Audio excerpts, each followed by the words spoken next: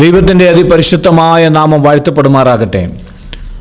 ഇന്ന് പകൽക്കാലത്തെ അനുഗ്രഹിക്കപ്പെട്ടതായ ഒരു ചിന്ത ദൈവവചന ഭാഗത്തിലൂടെ നിങ്ങളുടെ മുൻപിൽ എത്തിക്കുവാൻ ഞാൻ കർത്താവിൽ ആഗ്രഹിക്കുന്നു. യോഹന്നാന്റെ സുവിശേഷം 6-ാം അധ്യായം അതിൻ്റെ 28-ാം വാക്യം. അവർ അവനോട്, ദൈവത്തിന് പ്രസാദമുള്ള പ്രവൃത്തികളെ പ്രവർത്തിക്കേണ്ടതിന് ഞങ്ങൾ എന്തു ചെയ്യണം എന്ന് ചോദിച്ചു. വളരെ അനുഗ്രഹിക്കപ്പെട്ടതായ ഒരു ചോദ്യമാണ്. ദൈവത്തിന് പ്രസാദമുള്ള പ്രവൃത്തികളെ പ്രവർത്തിക്കേണ്ടതിന് ഞങ്ങൾ എന്തു ചെയ്യണം? ആ സമയം യേശു അവരോട്, ദൈവത്തിന് പ്രസാദമുള്ള പ്രവൃത്തി അവൻ അയച്ചവനിൽ നിങ്ങൾ വിശ്വസിക്കുന്നതത്രേ എന്നുത്തരം പറഞ്ഞു. ഈ ചിന്ത വളരെ ആഴത്തിലേക്ക് നമുക്ക് കൊണ്ടുപോകാം. അവർ അവനോട് ദൈവത്തിന് പ്രസാദമുള്ള പ്രവൃത്തികളെ പ്രവർത്തിക്കേണ്ടതിന്. ഇന്ന് പകൽക്കാലത്തെ ചിന്താ വിഷയം ദൈവത്തിന് പ്രസാദമുള്ള പ്രവൃത്തികളെ പ്രവർത്തിക്കുക എന്നുള്ളതാണ്. നാം ചെയ്യുന്ന കാര്യങ്ങൾ, നാം ചെയ്യുന്ന പ്രവൃത്തികൾ ദൈവത്തിന് പ്രസാദമാണോ എന്ന് നാം ചിന്തിക്കേണ്ടതാണ്. രക്ഷിക്കപ്പെട്ടതിന് ശേഷം, സ്നാനപ്പെട്ടതിന് ശേഷം, പരിശുദ്ധാത്മാവിൻ്റെ അഭിഷേകം പ്രാപിച്ചതിന് ശേഷം, എല്ലാ ഞായറാഴ്ചകളും നിരന്തരമായ ആത്മാവിലും സത്യത്തിലും നാം ആരാധിക്കുന്നതിന് ശേഷം, ദൈവവചനം നാം രാവും പകലും ധ്യാനിക്കുകയും പ്രാർത്ഥിക്കുകയും ഇടവിടാതെ നാം ദൈവസന്നിധിയിലായിരിക്കുകയും ചെയ്യുമ്പോൾ, ദൈവമക്കളോട്, കർത്താവിൻ്റെ ദാസന്മാരായ ഓരോരുത്തരോടും, പ്രത്യേകിച്ച് ഞാനും ഒരു കർത്താവിൻ്റെ ദാസനാണല്ലോ, എന്നെയും കൂടെ ചേർത്ത് ഇന്ന് പകൽക്കാലം ചോദിക്കേണ്ടതായ ഒരു ചോദ്യം ദൈവം നമ്മളോട് ചോദിക്കുകയാണ്. ദൈവത്തിന് പ്രസാദമുള്ള പ്രവൃത്തികളെ നമുക്ക് പ്രവർത്തിക്കുക എന്നുള്ളതാണ്. ദൈവത്തിന് പ്രസാദമുള്ള പ്രവൃത്തികളെ പ്രവർത്തിക്കുക. അപ്പോൾ അതിന് യേശു അവരോട്, ദൈവത്തിന് പ്രസാദമുള്ള പ്രവൃത്തി അവൻ അയച്ചവനിൽ നിങ്ങൾ വിശ്വസിക്കുന്നതത്രേ. ദൈവം അയച്ചവനിൽ നിങ്ങൾ വിശ്വസിക്കുക എന്നത്രേ. 4 പ്രധാന കാര്യങ്ങളാണ് ദൈവത്തിന് പ്രസാദമുള്ള പ്രവൃത്തികളെ പ്രവർത്തിക്കേണ്ടതിന് നാം 4 കാര്യങ്ങൾ ചെയ്യണം. ഈ 4 പ്രധാന കാര്യങ്ങൾ ഇന്ന് പകൽക്കാലം നിങ്ങളുടെ മുൻപിൽ ഞാൻ എൻ്റെ ഒരു ചെറു ചിന്തയായിട്ട് വയ്ക്കുവാനായിട്ട് ആഗ്രഹിക്കുന്നു. അതിനാധാരമായി യാക്കോബിൻ്റെ ലേഖനം 2-ാം അധ്യായം അതിൻ്റെ 14 മുതൽ 26 വരെയുള്ള വാക്യങ്ങൾ നാം പഠിക്കുമ്പോൾ ഒരുപാട് കാര്യങ്ങൾ നമുക്കവിടെ മനസ്സിലാക്കുവാനായിട്ട് സാധിക്കും. യാക്കോബിൻ്റെ ലേഖനം പറയുന്നു, സഹോദരന്മാരെ, ഒരുത്തൻ തനിക്ക് വിശ്വാസമുണ്ട് എന്ന് പറയുകയും പ്രവൃത്തികൾ ഇല്ലാതിരിക്കുകയും ചെയ്താൽ ഉപകാരം എന്ത്? ആ വിശ്വാസത്താൽ അവൻ രക്ഷ പ്രാപിക്കുമോ? ഒരു വ്യക്തി പറയുന്നു, ഞാൻ വിശ്വാസിയാണ്, ഞാൻ രക്ഷിക്കപ്പെട്ടവനാണ്, ഞാൻ സ്നാനപ്പെട്ടവനാണ്, ഞാൻ പരിശുദ്ധാത്മാവിൻ്റെ അഭിഷേകം പ്രാപിച്ചവനാണ്, ഞാൻ യേശുക്രിസ്തുവിൻ്റെ വരവിന് വേണ്ടി ഒരുങ്ങിയിരിക്കുന്നു, ആ കർത്താവിൻ്റെ വരവിന് വേണ്ടി ഒരുങ്ങിയിരിക്കുന്നു എന്ന് പറയുമ്പോൾ, ഒരുത്തൻ തനിക്ക് വിശ്വാസമുണ്ട് എന്ന് പറയുകയും പ്രവൃത്തികൾ ഇല്ലാതിരിക്കുകയും ചെയ്താൽ ഉപകാരമെന്ത്? യാക്കോബിൻ്റെ ലേഖനം 2-ാം അധ്യായം 26-ാം വാക്യം നാം വായിക്കുമ്പോൾ, 25-ഉം 26-ാം വാക്യം വായിക്കുമ്പോൾ, ഇങ്ങനെ ആത്മാവില്ലാത്ത ശരീരം നിർജീവമായിരിക്കുന്നത് പോലെ പ്രവൃത്തിയില്ലാത്ത വിശ്വാസം നിർജീവമാകുന്നു. നാം പറയുന്നു, നാം വിശ്വാസികൾ എന്ന് പറയുന്നു. എന്നാൽ ആമേൻ, ഇന്ന് പകൽക്കാലം നാം ഒരു കാര്യം മനസ്സിലാക്കേണ്ടത് ആവശ്യമാണ്. പ്രസംഗമുണ്ട്, ആമേൻ, ആരാധനയുണ്ട്, ആമേൻ, സഭായോഗങ്ങളിൽ നാം കൂടുന്നു. സഹോദരന്മാരെ, ഒരുത്തൻ തനിക്ക് വിശ്വാസമുണ്ട് എന്ന് പറയുകയും പ്രവൃത്തികൾ ഇല്ലാതിരിക്കുകയും ചെയ്താൽ എന്ത് ഉപകാരം? ഉപകാരം എന്താണ്? കർത്താവിൻ്റെ വരവിൽ എടുക്കപ്പെടുവാനിരിക്കുന്നതായ നാം ആ നല്ല സന്ദർഭത്തിന് വേണ്ടി ഒരുങ്ങിയിരിക്കുന്ന നാം നമ്മുടെ വ്യക്തിപരമായ ജീവിതത്തെ ഒന്ന് നാം പരിശോധിക്കുമ്പോൾ, അതെ, നമുക്ക് പ്രവൃത്തികൾ ഇല്ലാതെ നാം ഇരിക്കുമ്പോൾ പ്രവൃത്തിയുള്ള വിശ്വാസം നമുക്ക് ആവശ്യമാണ്. പ്രവൃത്തിയില്ലാത്ത വിശ്വാസം നിർജീവമാകുന്നു. അതുപോലെ ഈ ദിവസങ്ങൾ വിശ്വാസവും പ്രവൃത്തിയും നമ്മുടെ ജീവിതത്തിൽ വളരെ അനിവാര്യമാണ്. ഹല്ലേലൂയ. പ്രവൃത്തികൾ നമ്മുടെ ജീവിതത്തിൽ അനിവാര്യമാണ്. പ്രസംഗത്തിലൂടെ ശക്തമായി നാം സ്റ്റേജിൽ നിന്ന് പ്രസംഗിക്കുന്നു. അതെ, ആ ശക്തമായി നാം പ്രസംഗിക്കുന്നത് നമ്മുടെ ജീവിതത്തിൽ പ്രവൃത്തിയിലേക്ക് കൊണ്ടുവരേണ്ടതാണ്. പ്രവൃത്തി ഇല്ലെങ്കിൽ, നമ്മുടെ ജീവിതം വിശുദ്ധീകരിക്കപ്പെട്ടില്ലെങ്കിൽ, നമ്മുടെ ജീവിതം ശരിയായി നാം ജീവിച്ചില്ല എന്നുണ്ടെങ്കിൽ, ദൈവവചനത്തിൻ്റെ അടിസ്ഥാനത്തിൽ പ്രവൃത്തിയില്ലാതെ നാം ജീവിക്കുകയാണെങ്കിൽ, അതെ, നമുക്ക് വിശ്വാസമുണ്ട് എന്ന് പറയുന്നത് കൊണ്ട് എന്ത് നേട്ടമുണ്ട്? സഹോദരന്മാരെ, ഒരുത്തൻ എനിക്ക് വിശ്വാസമുണ്ട് എന്ന് പറയുകയും പ്രവൃത്തികളില്ലാതിരിക്കുകയും ചെയ്താൽ, ഇവിടെയാണ് യഥാർത്ഥത്തിലുള്ളതായ കാര്യം, ഇവിടെയാണ് യഥാർത്ഥത്തിലുള്ളതായ കാരണം എന്ന് പറയുന്നത്. പ്രവൃത്തികളില്ല, പ്രസംഗമുണ്ട്, പ്രവൃത്തികളില്ല. പ്രസംഗമുണ്ട്, ജീവിതമില്ല. ആമേൻ. പ്രാർത്ഥനയുണ്ട്, ആരാധനയുണ്ട്. എല്ലാ ദിവസങ്ങളും സഭായോഗങ്ങളിൽ പങ്കെടുക്കാറുണ്ട്. 24 മണിക്കൂർ പ്രാർത്ഥനകളുണ്ട്, എല്ലാമുണ്ട്. അത് ലോകത്തിലെ രക്ഷിക്കപ്പെടാത്തവരായ ജനങ്ങളെ നോക്കുമ്പോൾ രക്ഷിക്കപ്പെട്ടവരും രക്ഷിക്കപ്പെടാത്തവരും തമ്മിലുള്ളതായ വ്യത്യാസം നാം കാണിച്ചു കൊടുക്കണമെങ്കിൽ നമ്മുടെ പ്രവൃത്തികൾ ദൈവവചനത്തിന്റെ അടിസ്ഥാനത്തിലുള്ളതായിരിക്കും. സ്വതന്ത്രം. അതുകൊണ്ടാണ് ദൈവത്തിന് പ്രസാദമുള്ള പ്രവൃത്തികൾ പ്രവർത്തിക്കേണ്ടതിന് ഞങ്ങൾ എന്തു ചെയ്യണമെന്ന് അവിടെ ചോദിക്കുമ്പോൾ യേശുവിനോട് അവർ ചോദിക്കുകയാണ്. യോഹന്നാന്റെ സുവിശേഷം 6-ാം അധ്യായം 28-ാം വാക്യം. അവനോട് ദൈവത്തിന് പ്രസാദമുള്ള പ്രവൃത്തികളെ പ്രവർത്തിക്കേണ്ടതിന് ഞങ്ങൾ എന്ത് ചെയ്യണം? അതിന് ഒന്നാമത്തെ കാര്യം എന്ന് പറയുന്നത് പ്രവൃത്തിയുള്ള വിശ്വാസം നമ്മുടെ ജീവിതത്തിൽ ഉണ്ടായിരിക്കണം എന്നുള്ളതാണ്. പ്രവൃത്തിയുള്ള വിശ്വാസം. മത്തായി സുവിശേഷത്തിലേക്ക് നാം കടന്നു വരുമ്പോൾ രണ്ടാമതായിട്ട് നല്ല പ്രവൃത്തികൾ നാം ചെയ്യണം. നല്ല പ്രവൃത്തികൾ ചെയ്യണം. മത്തായി സുവിശേഷം 5-ാം അധ്യായം അതിൻ്റെ 13-ാം വാക്യം നാം വായിക്കുമ്പോൾ, നിങ്ങൾ ഭൂമിയുടെ ഉപ്പാകുന്നു. നിങ്ങൾ ഭൂമിയുടെ ഉപ്പാകുന്നു. ഉപ്പ് കാരമില്ലാതെ പോയാൽ അതിനെ എന്തൊന്നുകൊണ്ട് രസം വരുത്താം? പുറത്ത് കളഞ്ഞിട്ട് മനുഷ്യർ ചവിട്ടുവാനല്ലാതെ മറ്റൊന്നിനും പിന്നെ കൊള്ളുന്നതല്ല. നിങ്ങൾ ലോകത്തിന്റെ വെളിച്ചമാകുന്നു. മലമേലിരിക്കുന്ന പട്ടണം മറഞ്ഞിരിപ്പാൻ പാടില്ല. വിളക്ക് കത്തിച്ച് പറയിൻ കീഴല്ല തണ്ടിന്മേലത്ര വഹിക്കുന്നത്. അപ്പോൾ അത് വീട്ടിലുള്ള എല്ലാവർക്കും പ്രകാശിക്കുന്നു. അങ്ങനെ തന്നെ മനുഷ്യർ നിങ്ങളുടെ നല്ല പ്രവൃത്തികളെ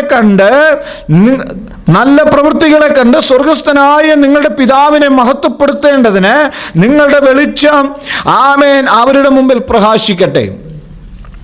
പരസ്പരം കുറ്റം പറഞ്ഞ് പരസ്പരം വിമർശിച്ച് ഈ ദിവസങ്ങളിൽ നാം നമ്മുടെ ജീവിതം നയിക്കാതെ, നമ്മുടെ ജീവിതം അതിനുവേണ്ടി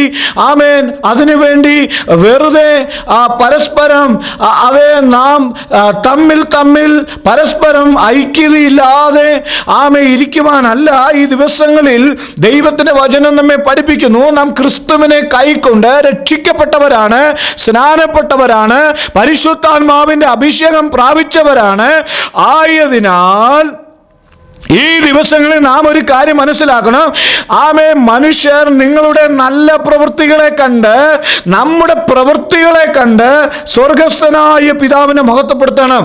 നമ്മുടെ ജീവിതത്തിലെ പ്രവൃത്തികൾ, നമ്മുടെ ജീവിതത്തിലെ നല്ല സ്വഭാവത്തെ കണ്ട് ജനം ക്രിസ്തുവിലേക്ക് ആകർഷിക്കപ്പെടണം.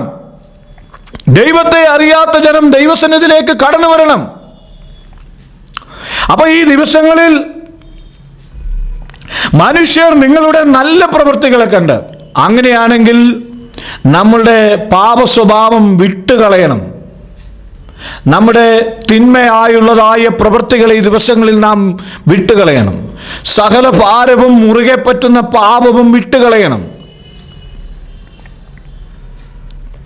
നല്ല പ്രവൃത്തികളെ കാണിച്ചു കൊടുക്കണം. നല്ല പ്രവൃത്തികളെ കണ്ട്, നമ്മുടെ ജീവിതത്തിലെ നല്ല പ്രവൃത്തികളെ കണ്ട് സ്വർഗസ്ഥനായ നിങ്ങളുടെ പിതാവിനെ മഹത്വപ്പെടുത്തേണ്ടതിന് നിങ്ങളുടെ വെളിച്ചം അവരുടെ മുമ്പിൽ പ്രകാശിക്കട്ടെ. നാം മറ്റുള്ളവരെ ക്രിസ്തുവിലേക്ക് ആകർഷിക്കേണ്ടതിന് നമ്മുടെ പ്രവൃത്തികൾ ശുദ്ധമായിരിക്കണം, നമ്മുടെ കൈകൾ വെടിപ്പുള്ളതായിരിക്കണം, നമ്മുടെ ഹൃദയം ശുദ്ധമുള്ളതായിരിക്കണം, നമ്മുടെ വാക്കുകൾ, നമ്മുടെ നാവ് അത് യേശുക്രിസ്തുവിന്റെ സന്നിധിയിൽ വിശുദ്ധീകരിക്കപ്പെട്ട ഒരു അനുഭവത്തിലേക്ക് നയിക്കുന്ന ഒരു അനുഭവമായിരിക്കണം. ഇനി മൂന്നാമതായിട്ട് നാം വായിക്കുമ്പോൾ റോമർക്ക് എഴുതിയ ലേഖനം 12-ാം അധ്യായം അതിൻ്റെ 1-2 വാക്യങ്ങൾ നാം വായിക്കുമ്പോൾ, സഹോദരന്മാരെ, ഞാൻ ദൈവത്തിൻ്റെ മനസ്സലിവ് ഓർപ്പിച്ച് നിങ്ങളെ പ്രബോധിപ്പിക്കുന്നത്, നിങ്ങൾ ബുദ്ധിയുള്ള ആരാധനയായി നിങ്ങളുടെ ശരീരങ്ങളെ ജീവനും വിശുദ്ധിയും ദൈവത്തിന് പ്രസാദവുമുള്ള യാഗമായി സമർപ്പിപ്പീൻ. ഈ ലോകത്തിന് അനുരൂപമാകാതെ നന്മയും പ്രസാദവും പൂർണ്ണതയുമുള്ള ദൈവഹിതം ഇന്നതെന്ന് തിരിച്ചറിയേണ്ടതിന് മനസ്സ് പുതുക്കി രൂപാന്തരപ്പെടുവീൻ. നിങ്ങൾ ബുദ്ധിയുള്ള ആരാധനയായി നിങ്ങളുടെ ശരീരങ്ങളെ ജീവനും വിശുദ്ധിയും ദൈവത്തിന് പ്രസാദമുള്ള യാഗവുമായി സമർപ്പിപ്പീൻ. നമ്മുടെ ചിന്തകൾ വെടിപ്പുള്ളതായിരിക്കണം, നമ്മുടെ സംസാരങ്ങൾ പരിശുദ്ധാത്മാവ് നിറവുള്ളതായിരിക്കണം, നമ്മുടെ നടപ്പ് ദൈവവചനത്തിന്റെ അടിസ്ഥാനത്തിലുള്ളതായിരിക്കണം. യേശുക്രിസ്തുവിന്റെ വരവ് അടുത്തിരിക്കുന്നു. ഇനിയും ആത്മീക ജീവിതം ഉഴപ്പി ജീവിക്കരുത്. അശുദ്ധിയിൽ ജീവിക്കരുത്. ശക്തമായ പ്രസംഗങ്ങളൊക്കെ ഉണ്ട് എങ്കിലും ഈ ദിവസങ്ങളിൽ ഞാനൊരു കാര്യം പറയട്ടെ, ദൈവവചനം വിട്ട് ദുരുപദേശകന്മാരുടെ പുറകിൽ പോകരുത്, കള്ളപ്രവാചകന്മാരുടെ പുറകിൽ പോകരുത്. ദൈവവചനം നമ്മെ ശക്തമായി പഠിപ്പിക്കുന്ന ഒരു കാര്യമുണ്ട്. നിങ്ങൾ ബുദ്ധിയുള്ള ആരാധനയായി നിങ്ങളുടെ ശരീരങ്ങളെ ജീവനും വിശുദ്ധിയും ദൈവത്തിന് പ്രസാദമുള്ള യാഗമായി സമർപ്പിക്കണം. നമ്മുടെ ശരീരങ്ങളെ ദൈവത്തിന് പ്രസാദമുള്ള യാഗമായി സമർപ്പിക്കുമ്പോൾ നാം ദൈവത്തിന് പ്രസാദമുള്ള പ്രവൃത്തികൾ ചെയ്യുവാൻ ദൈവം നമ്മെ സഹായിക്കും. മത്തായി സുവിശേഷം 7-ാം അധ്യായം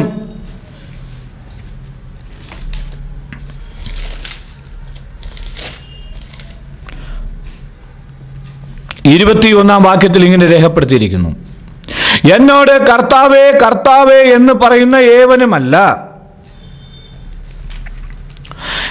സ്വർഗസ്ഥനായ എൻ്റെ പിതാവിൻ്റെ ഇഷ്ടം ചെയ്യുന്നവനത്രേ സ്വർഗരാജ്യത്തിൽ കടക്കുന്നത്. ആരാണ് സ്വർഗരാജ്യത്തിൽ കടക്കുന്നത്? എന്നോട് കർത്താവേ കർത്താവേ എന്ന് പറയുന്നവൻ ഏവനുമല്ല. സ്വർഗരാജ്യത്തിൽ അപ്പോൾ ആരാണ് കടക്കുന്നത്? സ്വർഗസ്ഥനായ എൻ്റെ പിതാവിൻ്റെ ഇഷ്ടം ചെയ്യുന്നവൻ. സ്വർഗസ്ഥനായ എൻ്റെ പിതാവിൻ്റെ ഇഷ്ടം ചെയ്യുന്നവൻ അത്രേ സ്വർഗരാജ്യത്തിൽ കടക്കുന്നത്. എന്താണ് ദൈവത്തിൻ്റെ ഇഷ്ടം? 1 തെസ്സലോനിക്കർക്ക് എഴുതിയ അപ്പോസ്തലനായ പൗലോസ് തെസ്സലോനിക്കർക്ക് എഴുതിയ 1-ാം ലേഖനം 4-ാം അധ്യായം അതിൻ്റെ 3 മുതൽ 7 വരെയുള്ള വാക്യങ്ങൾ. ദൈവത്തിൻ്റെ ഇഷ്ടമോ നിങ്ങളുടെ ശുദ്ധീകരണം തന്നെ. ദൈവത്തിൻ്റെ ഇഷ്ടം എന്താണ്? ശുദ്ധീകരണം. നിങ്ങൾ ദുർനടപ്പ് വിട്ടൊഴിഞ്ഞ് ഓരോരുത്തൻ ദൈവത്തെ അറിയാത്ത ജാതികളെ പോലെ കാമവികാരത്തിലല്ല വിശുദ്ധീകരണത്തിലും മാനത്തിലും താൻ്റെ പാത്രത്വം നേടിക്കൊള്ളട്ടെ. ഈ കാര്യത്തിൽ ആരും അതിക്രമിക്കുകയും സഹോദരനെ ചതിക്കുകയും അരുത്. ഞങ്ങൾ നിങ്ങളോട് മുമ്പേ പറഞ്ഞതുപോലെ ഈ വകയ്ക്കൊക്കെയും പ്രതികാരം ചെയ്യുന്നവൻ കർത്താവല്ലോ. ദൈവം നമ്മെ അശുദ്ധിക്കല്ല വിശുദ്ധീകരണത്തിനത്ര വിളിച്ചത്. എന്തിനാണ് ദൈവം നമ്മെ വിളിച്ചത്? ഈ ലോകത്തിൻ്റെ നന്മകൾ അനുഭവിക്കുവാനല്ല, ഈ ലോകത്തിൽ നാം ജീവിക്കുവാനല്ല, ഈ ലോകത്തിൻ്റെ ഇഷ്ടപ്രകാരം നാം ജീവിക്കുവാനല്ല.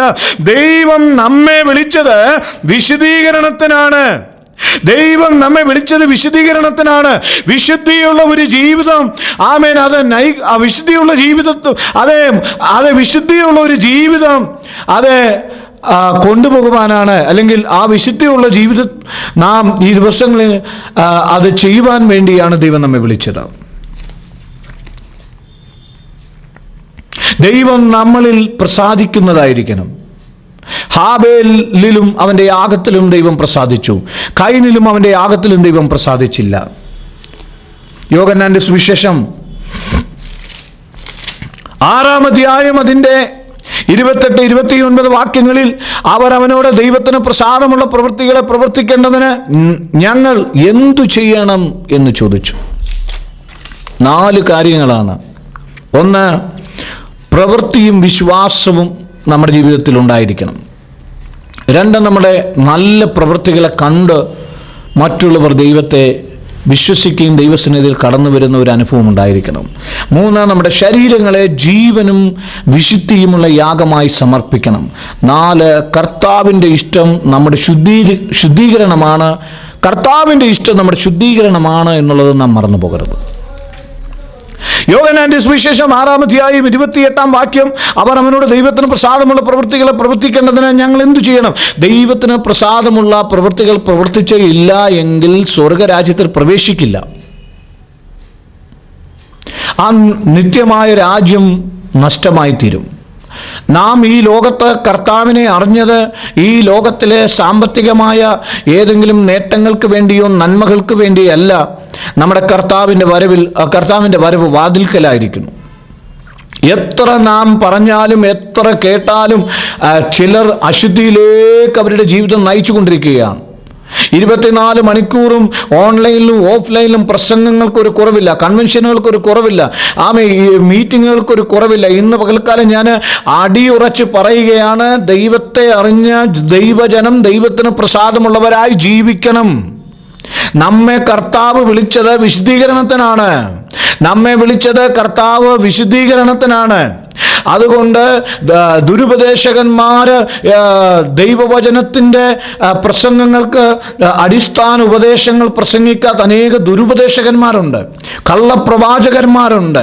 ഈ ലോകത്തിൻ്റെ താൽക്കാലിക നേട്ടം പറയുന്ന കള്ളപ്രവാചകന്മാരുണ്ട്. ഇവരെല്ലാം പിടിക്കുന്ന ഒരു നാൾ വരുന്നുണ്ട്. ഞാൻ നിങ്ങളെ അറിയുന്നില്ല എന്ന് പറയുന്ന ഒരു നാൾ വരുന്നുണ്ട്. അതുകൊണ്ട് ആരെല്ലാം നമ്മെ അറിഞ്ഞില്ലെങ്കിലും നമുക്കൊരു കുഴപ്പമില്ല. ഒരുപക്ഷെ നമ്മുടെ നോട്ടീസ് ബോർഡിൽ നമ്മുടെ പേര് വരത്തില്ലായിരിക്കാം, അത് നമുക്ക് യാതൊരു പദവിയും ലഭിക്കില്ലായിരിക്കാം. എന്നാൽ ഒരു കാര്യം മനസ്സിലാക്കണം, ക്രിസ്തുവിനെ അറിഞ്ഞ ദൈവമക്കളും ദൈവദാസന്മാരും വിശ്വാസ സമൂഹങ്ങളും യൗവനക്കാരും ദൈവജനവും ദൈവത്തിൻ്റെ മക്കളും കുഞ്ഞുങ്ങളും ഒരു കാര്യം മനസ്സിലാക്കണം, ദൈവത്തിന് പ്രസാദമുള്ള പ്രവൃത്തികളെ പ്രവർത്തിക്കുക എന്നുള്ളതാണ് കർത്താവിൻ്റെ വരവിന് വേണ്ടി നാം ചെയ്യേണ്ട, കർത്താവിൻ്റെ വരവിന് മുമ്പേ നാം ചെയ്യേണ്ട നമ്മുടെ ഒരുക്കം, ആത്മീക ഒരുക്കം എന്ന് പറയുന്നത്. എന്താണ് നമ്മുടെ ആത്മീക ഒരുക്കം? ദൈവത്തിന് പ്രസാദമുള്ള പ്രവൃത്തികളെ പ്രവർത്തിക്കുക, ദൈവത്തിന് പ്രസാദമുള്ള പ്രവൃത്തികളെ പ്രവർത്തിക്കുക, ദൈവത്തിന് വേണ്ടി ജീവിക്കുക, ദൈവത്തിന് വേണ്ടി നമ്മുടെ ജീവിതം സമർപ്പിക്കുക. ദൈവം നമ്മളെ ഈ വചനങ്ങളാൽ അനുഗ്രഹിക്കട്ടെ. ആമേൻ.